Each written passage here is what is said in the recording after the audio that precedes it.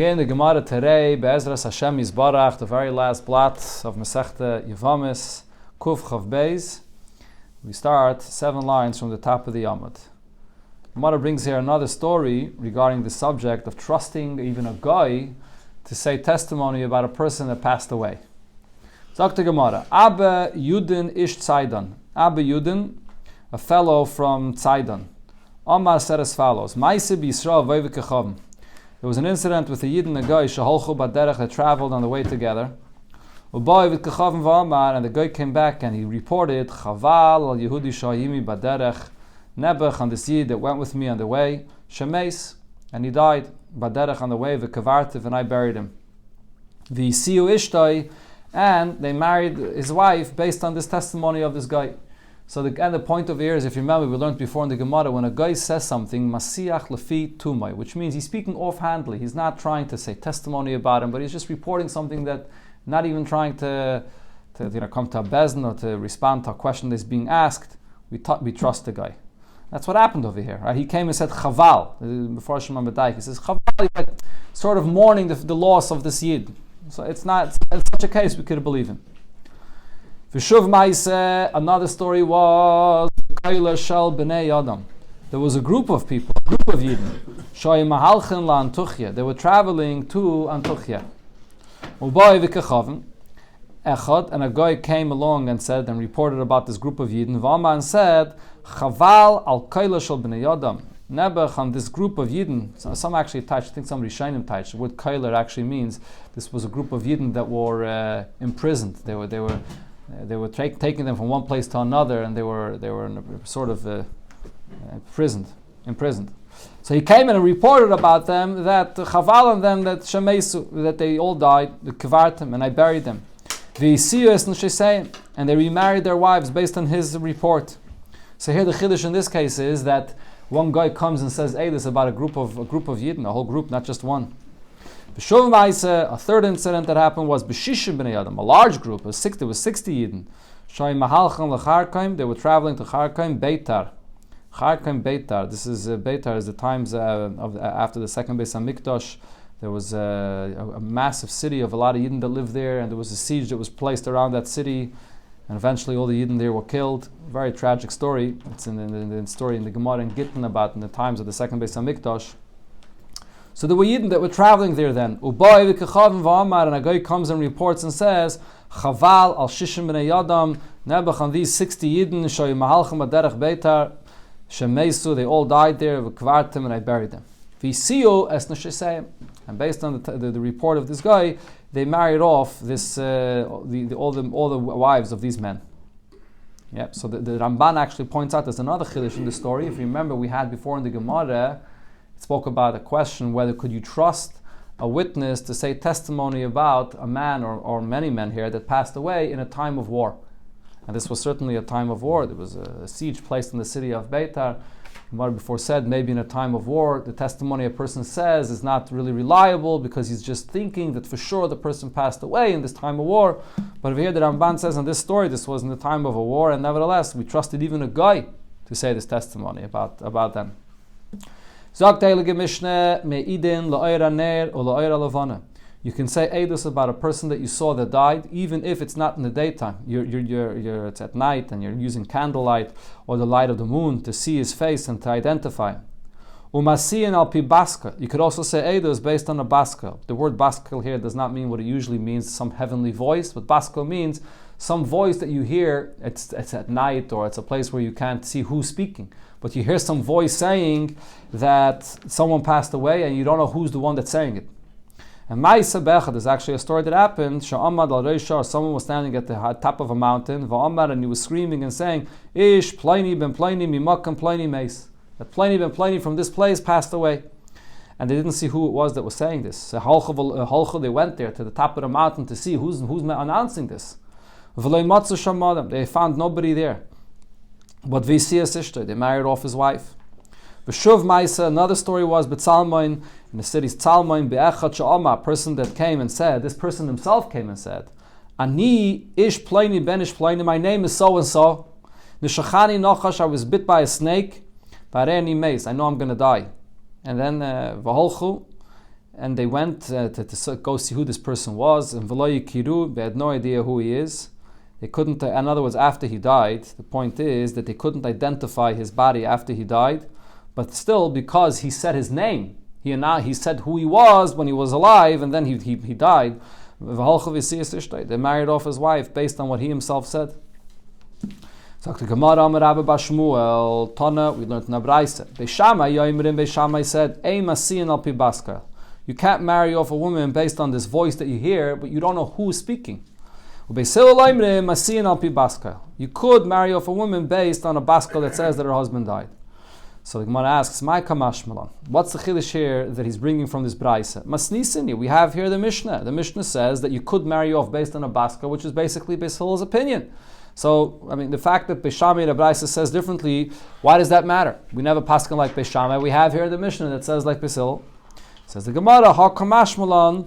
The reason why he's bringing you this Braisa is the Mishtakachas, Stome, the Eimasian. If you're going to find some other Braisa, and it's going to be a Stam Braisa without a name, and there it's going to say that you cannot marry off a woman by just some voice saying that her husband passed away, you're going to wonder who is that Braisa. Here we have a Stam Mishnah that says you could marry off, and then you'll have a Stam Braisa that says you can't marry off. So you'll know Beishamai. Since we have here this Braisa that says that it's Beishamai and Beisil that argued about this, you'll know that Braisa is Beishamai, and you'll know not to paskin like that Braisa.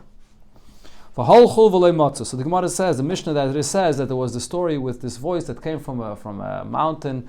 They went to see who it was, and there was nobody there. They didn't know who it was that announced this, that someone passed away. Fragt the Gemara, if so, how do you even know that it was a human being that said this? V'dilme shed have. Maybe it was a shed that made this announcement. You can't trust him at all. He's just trying to confuse people. Amar Rav Yudah Amar Rav shero lo yidmus adam. They didn't see who it was, but they saw that there's the image of a person that's standing there that's announcing this. Fragt the Gemara, that doesn't prove anything. Inunami damu. A shed could also come and appear like a human being. And says the Gemara, the Chazale Bavua, they saw a shadow of this person that's there, and therefore that proves that he's a human being. Fragt the Gemara, how does that prove anything? V'inanami islahu bavua. A shed could also come and appear as a human being, and also there's a shadow created from the light of the sun that creates a shadow. So how do you know that it's a human being? Answers the Gemara, the Chazile Bavua de Bavua, that there's a shadow of a shadow. And that is sometimes when you have the light of the sun in the beginning of the day and it shines from a certain angle, so there's one shadow and there's another shadow. If you've ever seen this, there's like a darker shadow that the light of the sun creates, and then there's like a more distant shadow, a lighter shadow that it creates. And they saw both, a shadow and then the second shadow as well. Middle of the night. No, this wasn't in the middle of the night, obviously. That's what you could understand over here. But still, the person, they didn't see who it was. Perhaps this shed also, when the sun shines at his image, at his existence, it also creates these two shadows. So Rab Chanina says, Amali Yonis and Shida. Yonis and Shida told me, so there's two versions what this means. Either this is a name of actually a shed that came and told him this, or Rashi here said that second shot, this was a Yonason, which was a Baki. He knew about Shadim. So he said about Shadim as follows. Bevua is lahu, the image of a shed, the body of a shed. So there's a shadow that's created from the sun that shines at them, but there's a shadow. But bevua de bevua, less lahu. The shadow of a shadow does not exist. So therefore, the fact that they saw this person announcing this, and there's a shadow and a shadow of a shadow, so you know that it must be a human being that announced this. This is the source for this. It's brought in Chassidus many times. What's the significance of this concept? A shadow of a shadow, and why does a shed not have a shadow of a shadow? So what Chassidus explains is that the shadow represents a darga of makif. There's the level of chayis that there is in a person, and it's in bipnimius. It's part of who he is, and the shadow represents a level of the neshama that cannot be contained bipnimius, and therefore it's a makif. It's only a shadow. And then there's a makif of the makif, which is yichide shebenefesh. That's further out from the person himself. That's very far from you, and that koyach of yichide only exists in kedusha. In le'umazeh, by the shadim, which is the power of klippa and of tumah, they don't have a Yechida. There is no opposition to the Yechida that exists by Yid, that exists by the Koyach of Shaitim. And that's what the Gemara is saying. Bavua, that's the significance of this concept. Bavua, the Bavua les lahu. Frag the Gemara, but there's still something else that might be possible. You don't know who it is that announced this. So V'dilme tzara havoi, maybe it was a tzara. If you remember before in the Mishnah, it said that there are 5 different women that are not believed to say that this woman's husband passed away, because there's a hatred between them and you can't trust them. So one of them is a tzara, a co-wife. So maybe this person that announced that Pliny ben Pliny passed away was a tzara, and we can't trust her. Says the Gemara, Tana de Rabbi Shmuel, b'shas hasakana. So we learned Rabbi Shmuel said that in the time of a danger, and this is actually speaking about a get, and Rashi here says what this is speaking about is in a time where there's maybe a war or a sakana, and this person fell into a pit and he's about to die.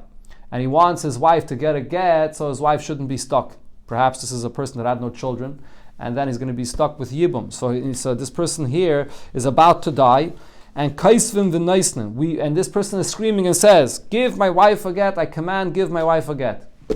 So even though we didn't see exactly who it is, we couldn't see him, but we heard his voice. We rely on his voice that we heard, and we give his wife a get. Even though we didn't recognize and see who it is, but we rely on that. Same thing over here, because this person made this announcement regarding this woman's husband that passed away. Even though we didn't see who it is, we rely on this, and we're not going to be suspicious that maybe it's one of those people that we can't trust, and that we allow her to go and get remarried. Again, what kind of? I don't know. Any kind of sakana. When Rashi actually says Adam Mesukin. As a sakana means that the person is in danger, that he's about to die. Over here as well, because this is a situation where this woman is going to become very desperate. She'll be in aguna. We allow her to get remarried. But really, this is the point that it's all based on is the whole question of the Gemara was that maybe Vidil Mitzara Havai, the option that this might be a tzara or any of those women that we don't trust is a minority. It's a miyut. So what the Gemara is basically saying is we're not going to be concerned about this miyut in this kind of a case, because otherwise this woman will be stuck. But if you look at all the halachas that we just learned over here and this pedic about who and what you rely upon to remarry a woman and when not, it's very difficult to understand this whole thing here. There are some times that chachamim are extremely lenient when it comes to relying on an eid echad, and as we'll see soon over here again, relying on all kinds of very questionable testimonies. We rely on them all for the purpose of being matir and aguna. On the other hand, it comes to other things, chachamim were very machmer. A person drowns in an ocean. It's ma'im shein lem saif, and it's very likely that he died. But nevertheless, Chachamim are machmer and say possibly he came up in a distant place. Right? And over here we see that there's a miyut, if there's a minority, it could be that this person that announced this is a tzara, but we're not concerned about that miyut. We want to be makel for this aguna to be able to get remarried. I'm just pointing out there's certain stringencies and certain leniencies. There has to be a certain klal for this, but that's what we see here in this pedic. We had this quoted before already. Rabbi Akiva said, "K'shirati l'nerdo." When I went down to Nerdo, into Bavel, la'aber ashana, to make an ibiyar, to add a month to the year. As I mentioned before when we learned this, so this is an unusual thing to make an ibiyar outside of Eretz Yisrael. But then there was a gzeir in Eretz Yisrael that they couldn't do this, so you had to go down to Bavel. But Sasi Nechemya ish Beis Li, I found Nechemya from Beis Li, Omali, and he told me as follows: Shemaiti, I heard, that in Eretz Yisrael they don't allow a woman to get remarried based on the testimony of one aid that says that her husband died. Ella Yehuda ben Bava. The only one that allows this is Yehuda ben Bava. Rabbi Akiva says, and I answered him and I said, Keinat Varim, it's true. Amali, so Nechemya told me, Amar lehem, go tell them Mishmi in my name. Atem Yodim, you know, Shamedina Mushubeshes Begaisis, that right now the roads are full of different soldiers and it's hard for me to travel, to come back to Eretz Yisrael to tell you this halacha. But you go and tell them, Mekublani Rabbi Gamliel Azakin, that I have a Kabbalah. I received this halacha from Rabbi Gamliel Azakin, Shemasiyan es ha'isha al pi edechad, that you could remarry a woman based on the testimony of one aid. Okay, Shabasi, so Rabbi Akiva says, now I came, I said this over to Rabbi Gamliel, which was not Rabbi Gamliel Hazakin, but a grandchild of his. Rabbi Gamliel, Samach lidvarei. He was happy that I said this, and Va'amar, and he said, Matzonu chaval Rabbi Yehuda ben Bava. We find now someone else that's backing up the opinion of Rabbi Yehuda ben Bava that you could marry off a woman based on Eid Echad. And then mitoich hadava, as they were having this conversation, Niska Rabbi Gamliel himself remembered something that happened years before. Shenergu harugim betel arza, that in this place, Tel Arza, there were many Yidden that got killed there. And the Heisi Rabbi Gamliel, now Rabbi Gamliel Hazakin, so he married off Nesheseim, their wives, al pi eid echad, based on the testimony of one Eitai that identified these men that passed away there. And v'hochzuku, from that point on, even in Eretz Yisrael, where they did not rely on an Eid Echad, but v'na v'hochzuku liyas masin, Eid mipi Eid, that they would marry off a woman that her husband passed away, even if it's an Eid that's saying testimony, not that he himself saw that this man passed away, but he heard it from another Eid Echad, which is an additional leniency. Eid mipi Eid. And also mipi Eved, even if they heard it from an Eved, from an Evet Kanani, mipi Isha, from a woman, which is usually a Pasaleidus as well, and mipi Shivcha, even from the word, from the mouth of a Shivcha. So we see how far this leniency goes, and even in Eretz Yisrael, where they originally did not accept this leniency, but after this point, they did.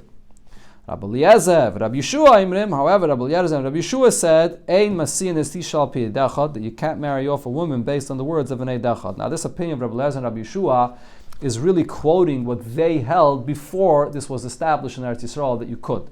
So, but after it was established, even Rabbi Eliezer and Rabbi Yeshua retracted their opinion. And similar here with Rabbi Akiva. Rabbi Akiva Aimer, loyal pi isha, you can't marry off a woman based on the testimony of another woman that says so. She's a pasaleidus. V'loyal pi eved, not based on the words of an eved. V'loyal pi shivcha, and v'loyal pi krevim. All of these, a relative, eved, shivcha, these are all pasaleidus. You can't marry off a woman based on pasaleidus. That's what Rabbi Akiva said. But as the Gemara now will point out, that this is something Rabbi Akiva said before they changed the psak in Eretz Yisrael, and they were lenient that you could accept to say this. The Gemara asks, "Fragt the Gemara, v'sava Rabbi Akiva, does Rabbi Akiva hold al pi isha loy, that you can't rely on the witness, on the testimony of a woman, which is a pasla eidos usually, to marry off a woman? But Vatanya, we learned in the Braisa as follows: Rab Shimon ben Elazar mishum Rabbi Akiva. Rab Shimon ben Elazar said in the name of Rabbi Akiva, Isha nemenes lahavi gita. A woman is believed to bring her get from chutz la'aretz, and the halach is when you bring a get from chutz la'aretz, you have to say testimony that this get was written b'fanai nichta, b'fanai nechtam. This get was written and signed in front of me, and we trust even a woman to say eidos that she can bring her get from chutz la'aretz. How do we know that a woman is believed for this? Mikal v'chaymer, based on the following kal v'chaymer. If when it comes to those women that Chachamim said, Ein emanis leima meis baila, those 5 women that we mentioned before, that there's a certain hatred that they have, and therefore they're not believed to say that this woman's husband passed away, but nevertheless, ne'emanis lahavi giteyen, they are believed to bring a get for this woman, and to say that this is a get and she's divorced, as the Gemara explained before, because we're not just relying on their testimony, we're also relying on the get that they have in their hands. So over here they are believed. So zu shenemenes leima meis baila. So a woman that's believed to say that her husband passed away, and that everybody agrees, definitely a woman is believed to say that her husband passed away, ein edin shenemenes lahavi gita. Most definitely she's believed to bring her get and to say, this is my get that I got from my husband. So that's the statement that was said in the name of Rabbi Akiva. So now the Gemara says, what do we see from here? What did it say in the beginning of this statement? Noshim she'omru chachamim hu dulei mehemni. So we see here that Rabbi Akiva is saying that there are those 5 women that have a hatred to this woman, so they are not believed to say that her husband passed away. Isha ba'alma, but b'chlal, any other woman is mehemna, is believed to say that this woman's husband passed away. So we see here that Rabbi Akiva holds a woman is believed to say a testimony for someone. Says the Gemara, loy kashya. There's no contradiction to what Rabbi Akiva said here in our Mishnah that a woman is not believed. Kan kaidim sheikh ziku, kan lacha sheikh ziku. The Mishnah is quoting Rabbi Akiva's opinion before they established that a woman should be believed.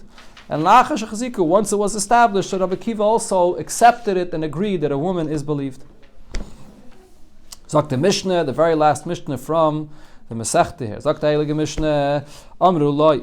So now this is actually a continuation of the conversation that Rabbi Akiva had with the Chachamim before, that they were arguing about this subject, whether we could believe a woman to say eidos regarding a person that passed away. So Amru loy, they said to Rabbi Akiva as follows: Maisa b'bnei Levi. There was a story with Bnei Levi. Shaholchu l'tzaya irat manim. They went to Tzaya, the city of dates. V'chala echad mehem, and one of them got sick, so he couldn't continue traveling with them. So what did they do? Ve'viyu b'pundik. So they brought him into an inn, so he should rest there. V'chazarasam, they came back to see what's doing with their friend in this inn. Amru l'pundikis. So they said to the innkeeper, to the woman there, the innkeeper, Aye chavereina, where's our friend? She answered them, Meis, he passed away, ukvartiv, and I buried him. And they married off his wife based on the testimony of this pundikis, of this innkeeper. So now they said to Rabbi Akiva, Veloite hey kohenes kapundikis. So if you have a kohenes, which means a regular kosher woman amongst Yidden, the Gemara is choosing the example of a kohenes, but it means any kosher Yid, that a woman that comes and says Eidos should not be worse than this pundikis. If we trust this pundikis, this innkeeper, for sure we should trust any woman to say Eidos about a woman's husband that passed away. Omar Lahu, or the Bach over here is Gaides, one second. Omar Lahem. So Rabbi Akiva responded to them and said, Likeshetehei kepundikis namenes. Any other woman that wants to say Eidos about someone's husband that passed away, if she will say that Eidos similar to what this pundikis said, to this innkeeper said, they will be believed as well. Because what happened there? Hapundikis haitzia lehem maklei v'tarmilei v'sevetayre biyada. She didn't just say he passed away. She brought out his stick that he had, his money belt he had, a sevetayre that he had with him. So she brought his items that he had with him. She brought it out to them. So that's why they trusted her. Right? I mean, if he would have just left, he would have taken all of these belongings of his with him. So the fact that she had it, it looks like it's true that he passed away. So the Gemara now wants to understand who was this pundikis. My Gireya said the pundikis. We see here in the story that they're bringing a kal v'chaymer from this innkeeper. If we trust this innkeeper, this woman, this innkeeper, for sure we should trust any other woman. So who was this innkeeper that we're saying that we shouldn't really trust her? Amar Rav Kahane, pundikis avedes kechavim. She wasn't a yid. This is a pundikis, a guy. And so why did they trust her? Umasicha lefituma haisa. She was speaking offhandedly about the fact that he passed away. Here's his stick, here's his tarmil, his money belt, I believe that is right. How do they tie your tarmilai? Pouch. A pouch, okay. And and here, this is where I buried him. This pundikis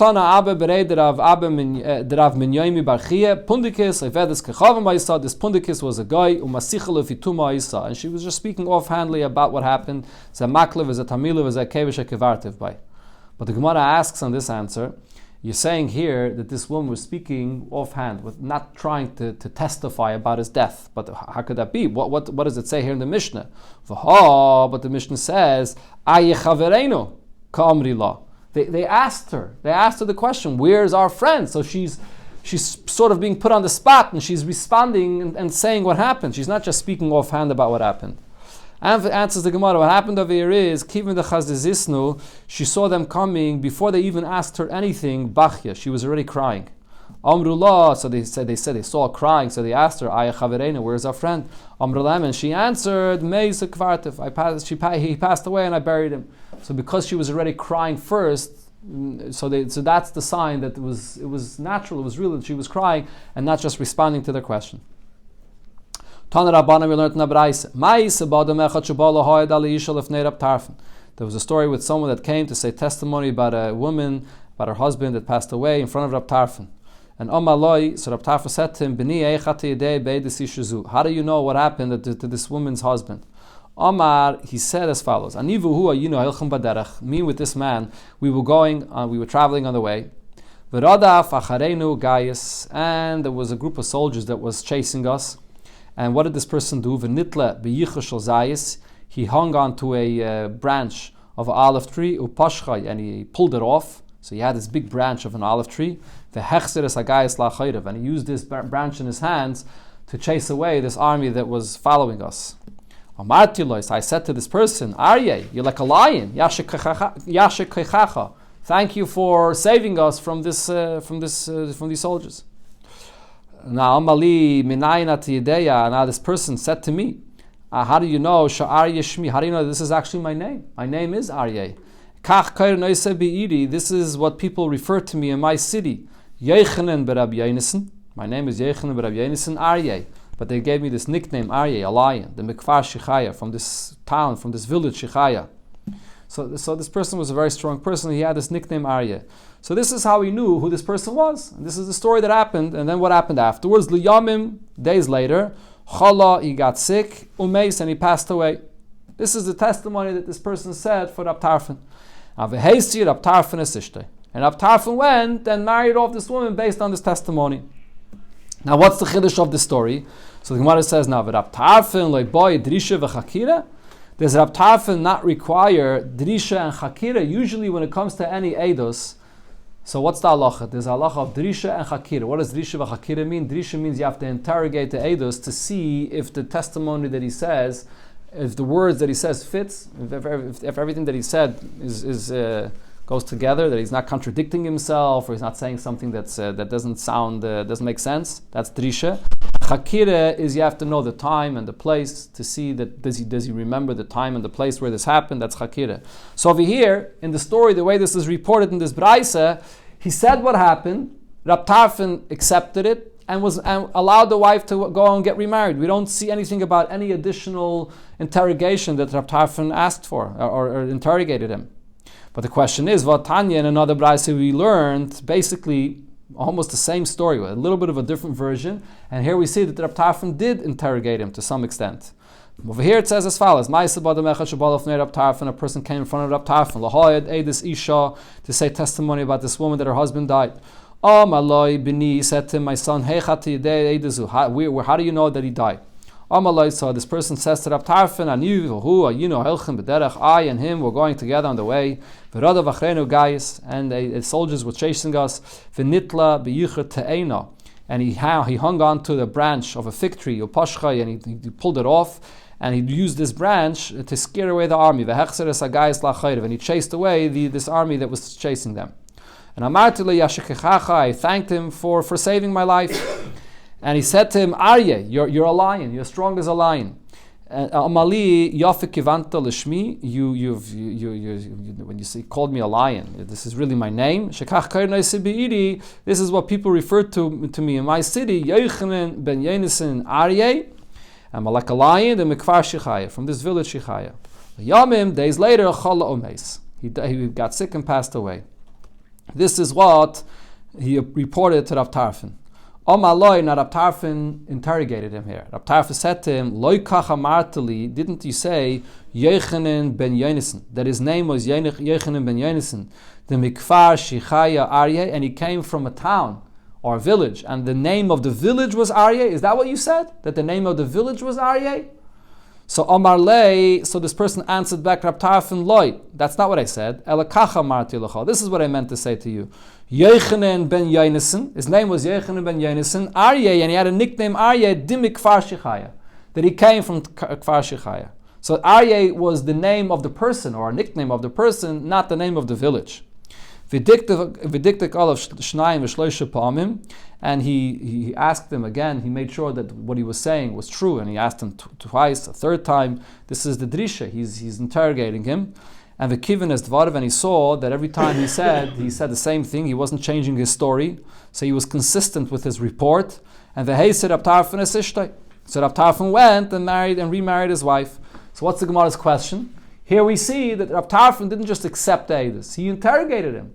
And if he interrogated him regarding the details of what he was saying, he probably also interrogated him regarding the time and the place to be sure that what he's saying is true. So the question over here is, when you accept the testimony from someone that says that a woman's husband passed away, do you have to do drisha v'chakira? Do you have to make an interrogation or not? It says the Gemara, Tanoi, this is a machlekes Tanoim, the Tanya, because in Abraisa we learned a machlekes about this. Ein baitkin eidei noshim b'drisha v'chakira, divrei Rabbi Akiva. Rabbi Akiva says we do not interrogate the eidus that come and say that a woman's husband passed away. We don't make any of this interrogation. Tarfon says we do make this interrogation. So here in this brayse we see it's an argument between Rabbi Akiva and Rab Tarfon. But apparently there are two versions regarding Rab Tarfon's own opinion. Yeah, these two stories here, two different versions of the story. What Rab Tarfon's opinion was, whether you have to interrogate these edus regarding whether when they're saying edus that this woman's husband passed away. Okay, the Gemara here will bring the source for this machlokes, what's the reason and the basis for the machlokes, and the siyum of the Masechta, which we'll leave in Mitzvah Shem for when we make the siyum.